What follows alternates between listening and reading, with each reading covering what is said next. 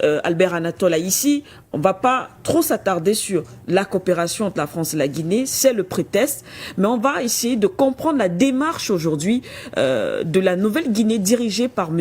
Doumbouya, alors qu'à un moment, on a quand même vu ce soutien au pays de l'AES, mais on voit aussi ce renforcement de la coopération avec ce partenaire qui ne s'entend pas avec les États membres de l'AES. Disons que depuis qu'il est arrivé aux affaires, M. Doumbouya, je l'ai toujours trouvé paradoxal, tout comme je trouve paradoxal, c'est lui qui se trouve du côté du Gabon. Ok. C'est le même schéma. C'est-à-dire que Paris a fait son coup d'État en Guinée-Conakry en faisant croire à certains révolutionnaires africains qui c'était, celui qui est arrivé là, c'était un panafricaniste, c'était un révolutionnaire, alors qu'en fait, c'était un vassal, c'était un larbin au service des intérêts occidentaux, tout simplement. Nous avons applaudi pratiquement à tout rompre, n'est-ce pas, la posture qu'a adoptée la Guinée-Conakry dans le contexte des sanctions de la CEDEAO contre le Mali. Effectivement. Qui n'avait pas fermé ses frontières. Nous avons applaudi à tout rompre, comme je l'ai indiqué, mais sauf que nous observons qu'il a une posture ambiguë. Quand nous voulons parler de neutralité, quelquefois, ce n'est pas tout à fait la bonne lecture. Lorsque nous voulons parler de non-alignement, peut-être c'est le thème qui est le plus approprié. Ok. Mais dans le contexte géopolitique actuel, Madame Siké, il faut être lié dans un bloc. Et dans un contexte aussi délicat et que sensible, M. Doumbouya ne peut pas nous dire qu'il n'a pas fait le choix de s'aligner quelque part. Il s'est aligné dans le bloc occidental, plus que c'est un légionnaire français. Et il est marié à deux le CODEM. Donc ça veut dire qu'il a fait le choix de servir non pas les intérêts de la Guinée, qu'on a que des intérêts des Guinéens, mais les intérêts de ses beaux-frères. C'est aussi simple que ça. Il ne faut même pas trop réfléchir. Donc nous pensons que s'il avait été sérieux, parce qu'il a eu, lors de sa première prise de parole à la tribune, n'est-ce pas, des Nations Unies, nous avons pensé qu'il était sérieux.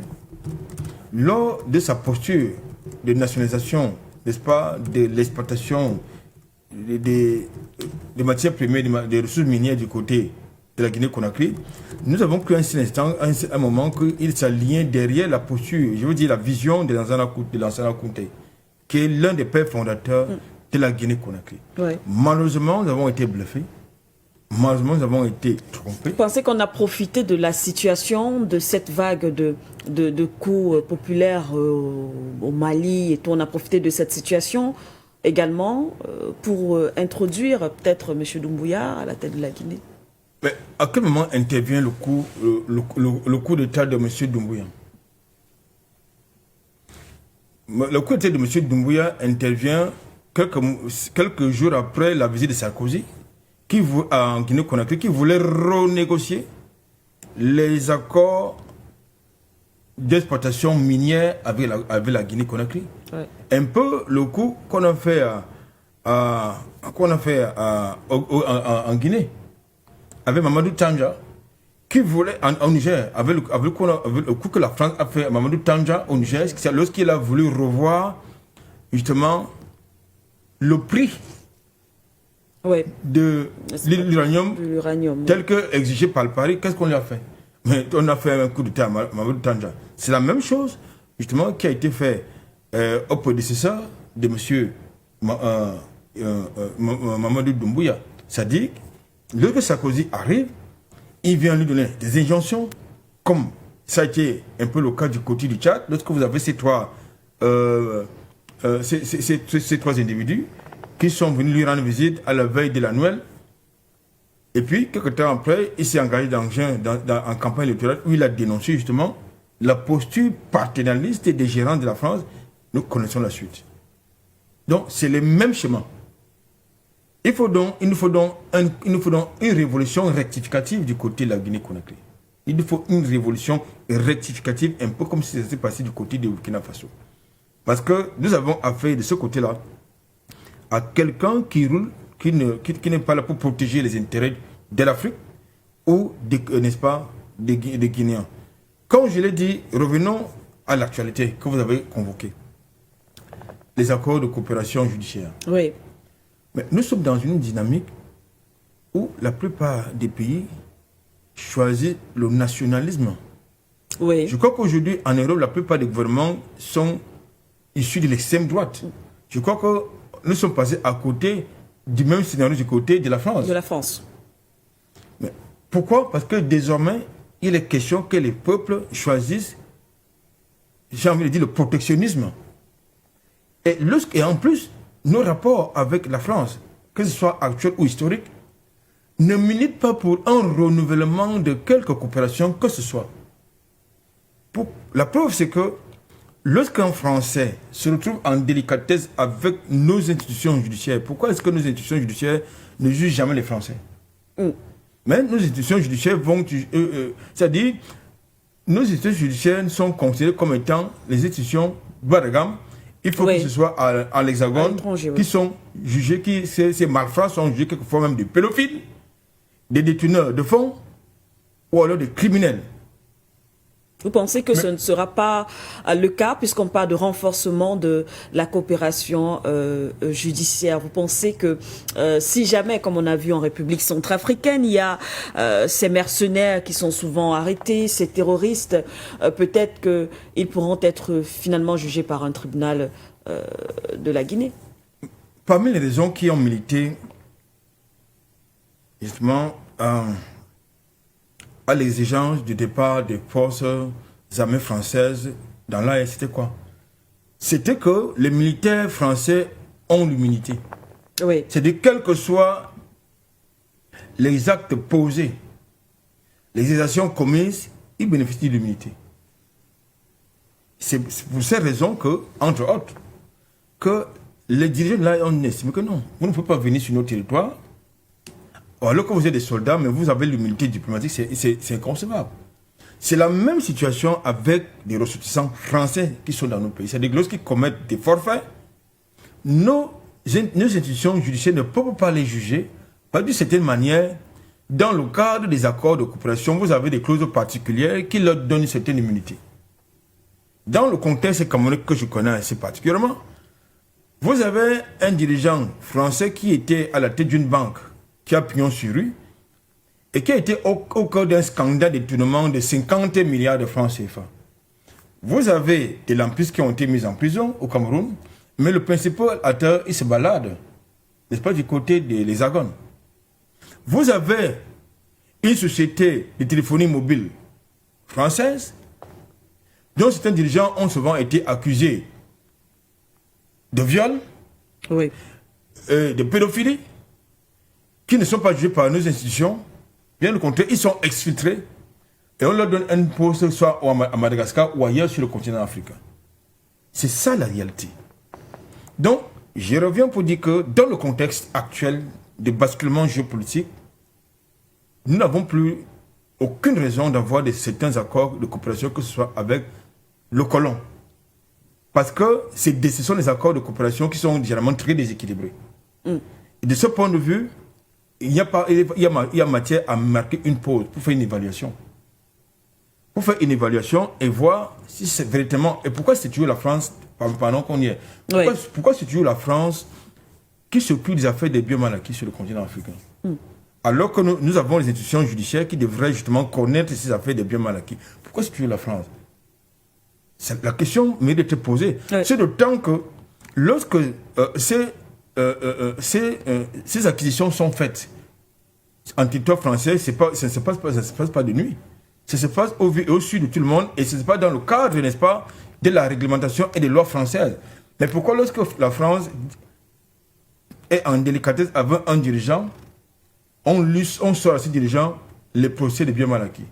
Et pourquoi c'est les ONG étrangères qui se mettent ces affaires? Justement, ça rentre dans la même imposture, c'est-à-dire des accords de coopération judiciaire.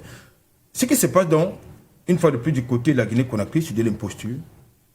Ça veut tout simplement dire que nous avons là affaire à quelqu'un qui va vendre, justement, qui va maintenir la Guinée-Conakry dans l'escarcelle d'impérialisme français. Et ça, il me semble que les Guinéens doivent se réveiller. Malheureusement, l'élite politique guinéenne est pro-européenne et pro-française. Merci. Albert Anatola ici, Tapé Groubira, configuration géopolitique actuelle, comprendre également la position de Mamadi Doumbouya à la tête de la Guinée, qui est pourtant arrivé à la tête de ce pays, effectivement, par un coup de force qui s'est inscrit dans la même, pratiquement, du moins, qui semblait s'inscrire dans la même lancée que dans les autres États voisins, sortir de cette dépendance ou alors de cette prison coloniale. Mais aujourd'hui, la direction que prend Mamadi Doumbouya interroge, et certains pensent, du moins, que la Guinée pourrait également se positionner ou être comme ce point de repli d'un État comme la France qui a été chassé justement de l'espace AES. Oui, je pense que beaucoup d'entre nous, dès le départ, ont été abusés dans cet élan, je veux dire populaire, qui a émané des militaires africains dans une question de souveraineté qui s'était inscrite à l'ordre du jour sur les calepins de beaucoup d'Africains. De ce fait, le renversement le 7 septembre 2021 du président Alpha Condé, beaucoup ont crié haut là parce que pensaient qu'effectivement, il y avait une véritable révolution, une véritable rupture. Mais il fallait d'abord écouter ce que M. Mamadou Doumbouya lui-même vient dire, parce que quand vous voyez quelqu'un qui vient et qui place son combat contre un individu ou peut-être une petite caste d'individus, ce qui n'est pas mauvais, mais c'est pour moi qu'il y a une contradiction secondaire, parce que la contradiction principale, c'est le système de l'impérialisme occidental, en particulier dans le cas ici, c'était français, parce qu'il faut le comprendre. C'est quoi l'impérialisme? L'impérialisme, c'est établir son empire sur la domination sur un autre pays. Et c'est de ça que nous sommes en train de combattre, que nous sommes en train de faire face. Donc, la démarche de Mamadou Doumbouya ne doit pas nous étonner. Je rappelle à toute fin utile, lorsque le 5 septembre 2021, il vient, il est colonel. Et le 24 janvier 2024, il devient général. Quelle était l'utilité? Nous avons au Burkina Faso le capitaine Traoré était toujours capitaine. Nous avons au Mali le colonel Assimi Goïta qui est toujours colonel. Nous avons au Niger le général de brigade, c'est-à-dire parmi tous les généraux, c'est en fait ce qu'on pourrait appeler le petit des généraux, Tiani, il est toujours là. Donc ce n'était pas la préoccupation première. On a vu aussi le procès qui était une forme de, je vais dire, orchestré avec beaucoup de folklore de l'ancien président Dadis. Est-ce que cela était nécessaire? Je pense que sur cette même chaîne, avec mon frère Anatole Aïzi, on en avait parlé. Donc, il est venu en fait pour distraire les gens. Ça nous rappelle un peu un certain Danuba, ceux qui s'en souviennent. Lorsque Danuba arrive, qu'est-ce qu'il fait? Il convoque quelqu'un qui était condamné dans son pays, à savoir Blaise Compaoré, pour qu'il vienne prendre la parole et présenter ses excuses, comme si c'était ceux pour lesquels les peuples, le peuple du Burkina Faso s'était levé. Donc, c'est la même chose avec Doumbouya. Il vient pour distraire les gens. On va faire un retentissement assez fracassant du procès de monsieur, de l'ancien chef d'État, le capitaine Dadis Camara. On va passer des heures à parler, dépenser l'argent du contribuable guinéen pour finalement ne rien retrouver. On sait qu'entre-temps, le 4 novembre 2023, il y a eu une situation à la maison d'arrêt de Conakry où le colonel Pavi s'est échappé avec d'autres personnes. Le capitaine Dadis était sorti, il a dit pour sa sécurité, après il s'est rendu. Et vous convenez avec moi que c'est une situation qui est assez explosive parce que jusque-là, on n'a pas encore pu retrouver le colonel Pavi. Maintenant, quand nous revenons donc, Donc, pour moi, une fois le décor est planté, parce que M. Dadis, pardon, M. Doumbouya est quelqu'un qui, dans sa démarche, a été envoyé. C'est tout simple. Parce que, évidemment, aujourd'hui, avec du recul, nous nous rendons compte en réalité que les gens qui en voulaient à Alpha Condé, on n'a pas dit que tout ce qu'il a fait est bien, mais qui, ma foi, aurait dû peut-être se prendre autrement, mais qui a peut-être pas eu la possibilité d'expliquer aux citoyens guinéens la situation qui prévalait, a été victime, il a été enlevé, et nous avons été informés par la suite que au Sénat des États-Unis, il y a eu un général qui a été auditionné et il a même dit, en mon vision, que ils ont installé, donc les États-Unis à leurs différentes bases, ont installé des gens dans la tête, et le cas de l'ex-colonel maintenant devenu général, Doumbouya a été nommément cité. Donc, pour vous dire que ce sont les gens de l'OTAN, la CIA et autres, tout ça, qui ont installé M. Doumbouya. Mais lorsqu'on vous installe, c'est normal que vous êtes redevable. Parce que, évidemment, ce qui s'est passé devait être quelque chose qui devait nous dire que ce M. Doumbouya-là n'est pas venu la question de la souveraineté dont le président Ahmed Sékou Touré a été l'un des dévanciers en Afrique. Parce que il a été à l'époque mal compris. C'est vrai, on l'a rendu parano. Après, il y a eu des choses qui sont passées. Mais toujours est-il que c'est une personne qui est restée digne dans cette situation parce qu'il voulait la souveraineté de son pays. Quand il est parti, il n'avait pas de compte à l'étranger. Quand il est mort, il n'avait pas une grande somme. D'ailleurs, sa femme, elle vivait de manière modeste comme toutes les autres personnes. Bien. Donc voilà quelqu'un qui avait fait de la Guinée un travail qui était un travail remarquable, un travail de la question de la souveraineté. Et les Guinéens, il avait impliqué tous les Guinéens. Mamadou Doumbouya, c'est vrai, lorsqu'il y a eu la situation qui s'est passée dans les pays frères, il a été l'un de ceux qui n'a pas abdiqué, pas parce que, aujourd'hui avec du recul, pas parce qu'il était dans une dynamique de révolution, mais en réalité, c'est parce que lui-même, il se sentait aussi être un putschiste. Donc, il s'est dit, mais si moi, en tant que putschiste, je condamne les putschistes, je les empêche, ça veut dire que demain, je serai mangé. Voilà un peu sa démarche en ce qui concerne cette situation relative à ce qui s'est passé lorsqu'il a permis à ce que son port puisse servir de débarquement des marchandises, lorsqu'il a permis, il n'a pas fermé ses frontières avec d'autres pays, ainsi de suite. Ce n'est pas par, je vais dire, idéologie ou bien par conviction des questions de souveraineté et cette dynamique d'action qui se préparait, mais plutôt une question d'intérêt. Et cela ne doit pas nous faire perdre de vue. Quand on parle maintenant du débat actuel, enfin de l'élément, qu'il y a une coopération judiciaire, alors il y a quelque chose qui nous interpelle. On sait que la Libye a été attaquée par l'Occident. Et les têtes de file, c'était la France. Puis Nicolas Sarkozy. Donc, et on a aussi appris par l'ancien ministre des Affaires étrangères, Laurent Fabius, qu'il y avait ce qu'ils appelaient des djihadistes modérés. C'est pas nous, c'est lui qui a dit l'expression. Et donc, on a pris des djihadistes soi-disant modérés qu'on envoyait en Libye pour combattre auprès de l'OTAN et des Occidentaux pour faire tomber le régime de Muammar Kadhafi et l'assassiner. Et le père Idriss Déby a dit qu'il n'y a pas eu de service après la guerre. Et aujourd'hui, donc, on sait que, véritablement, ceux qui ont envoyé cette histoire de djihadistes ou bien de terrorisme en Afrique, c'est bien les pays occidentaux. Avant ça, c'est pas des choses qui existaient.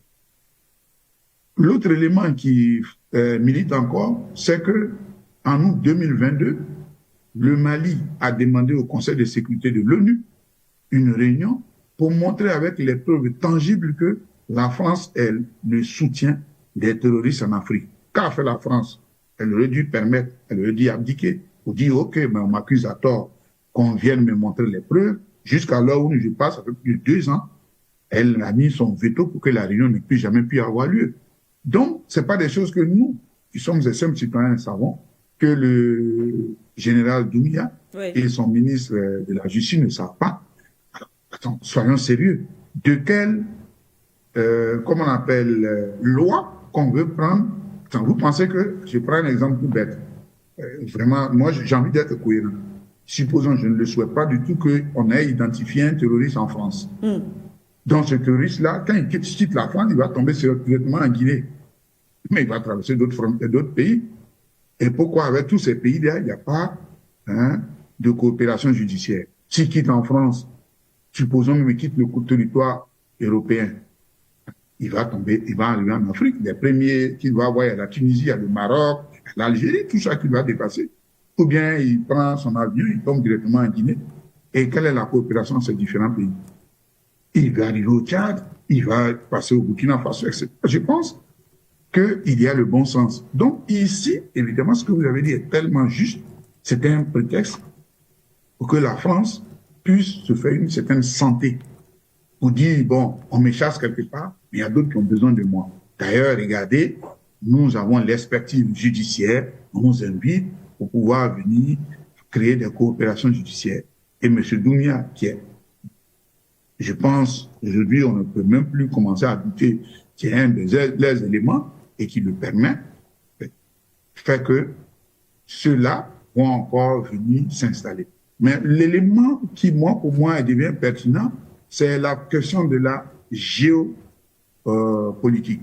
Parce que n'oubliez pas que l'encerclement, je dis bien l'encerclement de l'AES se fait. Et un pays comme la Guinée, aujourd'hui on parle de coopération judiciaire, demain on parle de coopération militaire, c'est-à-dire qu'on va venir installer des militaires là-bas. Ça veut dire que finalement, les pays de l'AES ont commencé à être entourés, puisque déjà les Français ont leur base en Côte d'Ivoire. Oui. Il y a des bases. Aujourd'hui, bon, le Sénégal a envoyé les gens de l'Union européenne pour sécuriser soi-disant sa frontière. On parle du Bénin donc, également. vous voyez bien que le rideau militaire va bientôt se faire. Et puis, la guerre qu'ils avaient décidé, ils vont la faire, à défaut de faire une guerre par proxy, ils vont véritablement faire la guerre à la Confédération des États du Sahel. Voilà ce qui se trame derrière cette situation. Merci beaucoup.